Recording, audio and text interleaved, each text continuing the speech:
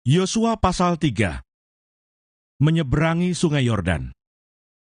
Yosua bangun pagi-pagi, lalu ia dan semua orang Israel berangkat dari Sitim, dan sampailah mereka ke sungai Yordan. Maka bermalamlah mereka di sana sebelum menyeberang. Setelah lewat 3 hari, para pengatur pasukan menjalani seluruh perkemahan, dan memberi perintah kepada bangsa itu katanya, "Segera sesudah kamu melihat tabut perjanjian Tuhan Allahmu, yang diangkat para imam, yang memang suku Lewi, maka kamu harus juga berangkat dari tempatmu dan mengikutinya. Hanya antara kamu dan tabut itu harus ada jarak, kira-kira 2.000 hasta panjangnya. Janganlah mendekatinya. Maksudnya supaya kamu mengetahui jalan yang harus kamu tempuh, sebab jalan itu belum pernah kamu lalui dahulu." Berkatalah Yosua kepada bangsa itu, "Kuduskanlah dirimu, sebab besok Tuhan akan melakukan perbuatan yang ajaib di antara kamu." Dan kepada para imam itu Yosua berkata demikian, "Angkatlah tabut perjanjian dan menyeberanglah di depan bangsa itu." Maka mereka mengangkat tabut perjanjian dan berjalan di depan bangsa itu. Dan Tuhan berfirman kepada Yosua, "Pada hari inilah Aku mulai membesarkan namamu di mata seluruh orang Israel, supaya mereka tahu bahwa seperti dahulu Aku menyertai Musa, demikianlah Aku akan menyertai engkau. Maka kau perintahkanlah kepada para imam pengangkat tabut perjanjian itu demikian. Setelah kamu sampai ke tepi air sungai Yordan, haruslah kamu tetap berdiri di sungai Yordan itu." Lalu berkatalah Yosua kepada orang Israel, "Datanglah dekat dan dengarkanlah firman Tuhan Allahmu." Lagi kata Yosua, "Dari hal inilah akan kamu ketahui bahwa Allah yang hidup ada di tengah-tengah kamu, dan bahwa sungguh-sungguh akan dihalaunya orang Kanaan, orang Het, orang Hewi, orang Feris, orang Girgasi, orang Amori, dan orang Yebus itu dari depan kamu. Sesungguhnya, tabut perjanjian Tuhan semesta bumi berjalan menyeberang di depan kamu, masuk ke sungai Yordan. Maka sekarang pilihlah 12 orang dari suku-suku Israel, seorang dari tiap-tiap suku. Segera sesudah kaki para imam pengangkat tabut Tuhan, Tuhan semesta bumi, berhenti di dalam air sungai Yordan, maka air sungai Yordan itu akan terputus. Air yang turun dari hulu akan berhenti mengalir menjadi bendungan. Ketika bangsa itu berangkat dari tempat perkemahan mereka untuk menyeberangi sungai Yordan, para imam pengangkat tabut perjanjian itu berjalan di depan bangsa itu. Segera sesudah para pengangkat tabut itu sampai ke sungai Yordan, dan para imam pengangkat tabut itu mencelupkan kakinya ke dalam air di tepi sungai itu, sungai Yordan itu sebak sampai meluap sepanjang tepinya selama musim menuai. Maka berhentilah air itu mengalir. Air yang turun dari hulu melonjak menjadi bendungan, jauh sekali, di dekat Adam, kota yang terletak di sebelah Sartan. Sedang air yang turun ke Laut Araba itu, yakni Laut Asin, terputus sama sekali. Lalu menyeberanglah bangsa itu di tentangan Yeriko. Tetapi para imam, pengangkat tabut perjanjian Tuhan itu, tetap berdiri di tanah yang kering, di tengah-tengah sungai Yordan, sedang seluruh bangsa Israel menyeberang di tanah yang kering, sampai seluruh bangsa itu selesai menyeberangi sungai Yordan. Yosua pasal 4. Ke-12 batu peringatan. Setelah seluruh bangsa itu selesai menyeberangi sungai Yordan, berfirmanlah Tuhan kepada Yosua demikian, "Pilihlah dari bangsa itu 12 orang, seorang dari tiap-tiap suku, dan perintahkanlah kepada mereka demikian, angkatlah 12 batu dari sini, dari tengah-tengah sungai Yordan ini, dari tempat berjejak kaki para imam itu. Bawalah semuanya itu ke seberang, dan letakkanlah di tempat kamu akan bermalam nanti malam." Lalu Yosua memanggil ke-12 orang yang ditetapkannya dari orang Israel itu, seorang dari tiap-tiap suku, dan Yosua berkata kepada mereka, "Menyeberanglah di depan tabut Tuhan Allahmu, ke tengah-tengah sungai Yordan, dan angkatlah masing-masing sebuah batu ke atas bahumu, menurut bilangan suku orang Israel. supaya ini menjadi tanda di tengah-tengah kamu. Jika anak-anakmu bertanya di kemudian hari, apakah artinya batu-batu ini bagi kamu? Maka haruslah kamu katakan kepada mereka bahwa air sungai Yordan terputus di depan tabut perjanjian Tuhan. Ketika tabut itu menyeberangi sungai Yordan, air sungai Yordan itu terputus. Sebab itu batu-batu ini akan menjadi tanda peringatan bagi orang Israel untuk selama-lamanya. Maka orang Israel itu melakukan seperti yang diperintahkan Yosua. Mereka mengangkat 12 batu dari tengah-tengah sungai Yordan, seperti yang difirmankan Tuhan kepada Yosua, menurut jumlah suku Israel. Semuanya itu dibawa merekalah ke seberang, ke tempat bermalam, dan diletakkan di situ.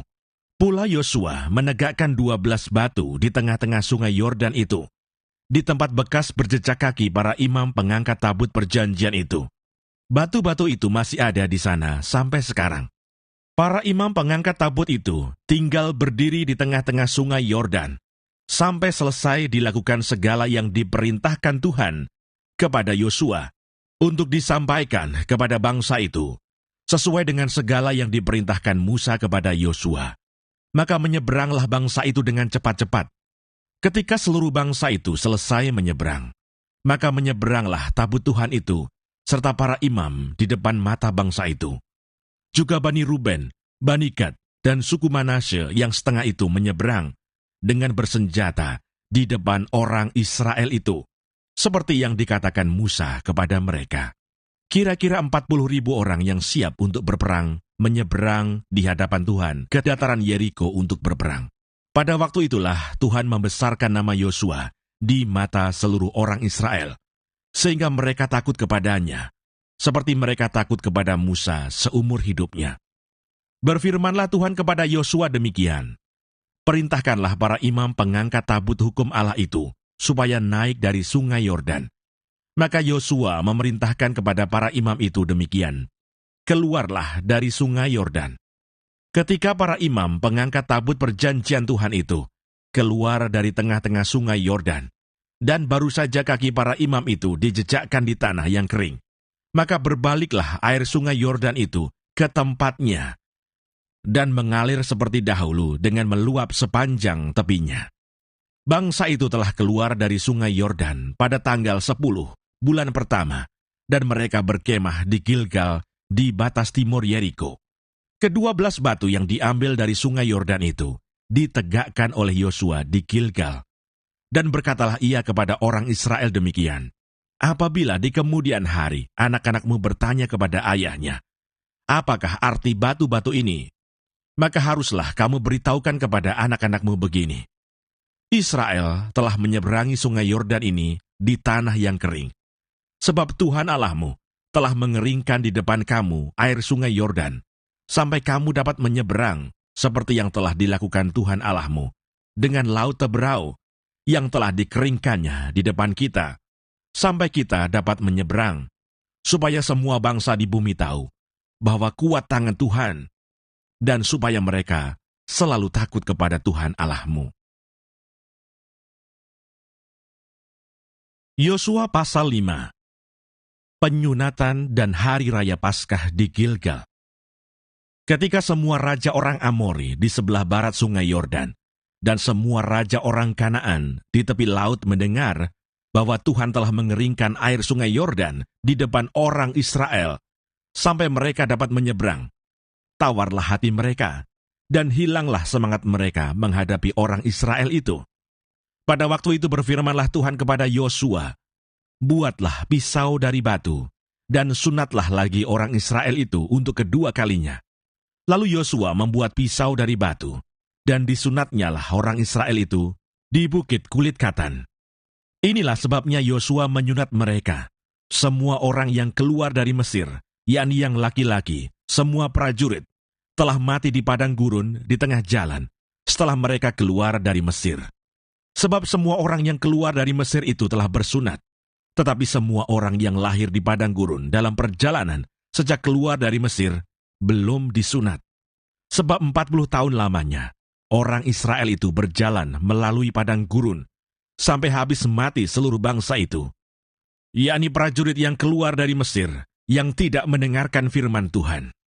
Kepada mereka itu Tuhan telah bersumpah bahwa Ia tidak akan mengizinkan mereka melihat negeri yang dijanjikan Tuhan dengan bersumpah kepada nenek moyang mereka akan memberikannya kepada kita, suatu negeri yang berlimpah-limpah susu dan madunya.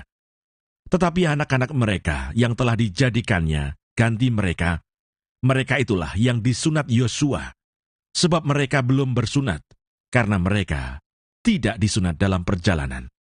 Setelah seluruh bangsa itu selesai disunat, maka tinggallah mereka di tempatnya masing-masing di perkemahan itu, sampai mereka sembuh. Dan berfirmanlah Tuhan kepada Yosua, "Hari ini telah kuhapuskan celah Mesir itu daripadamu." Itulah sebabnya nama tempat itu disebut Gilgal sampai sekarang. Sementara berkemah di Gilgal, orang Israel itu merayakan Paskah pada hari yang ke-14 bulan itu, pada waktu petang di dataran Yeriko. Lalu pada hari sesudah Paskah, mereka makan hasil negeri itu, yakni roti yang tidak beragi dan bertih gandum pada hari itu juga. Lalu berhentilah mana itu pada keesokan harinya setelah mereka makan hasil negeri itu. Jadi orang Israel tidak beroleh mana lagi, tetapi dalam tahun itu mereka makan yang dihasilkan tanah Kanaan. Panglima bala tentara Tuhan. Ketika Yosua dekat Yeriko, ia melayangkan pandangnya. Dilihatnya seorang laki-laki berdiri di depannya dengan pedang terhunus di tangannya. Yosua mendekatinya dan bertanya kepadanya, "Kawankah engkau atau lawan?" Jawabnya, "Bukan, tetapi akulah panglima bala tentara Tuhan. Sekarang aku datang." Lalu sujudlah Yosua dengan mukanya ke tanah, menyembah dan berkata kepadanya, "Apakah yang akan dikatakan tuanku kepada hambanya ini?"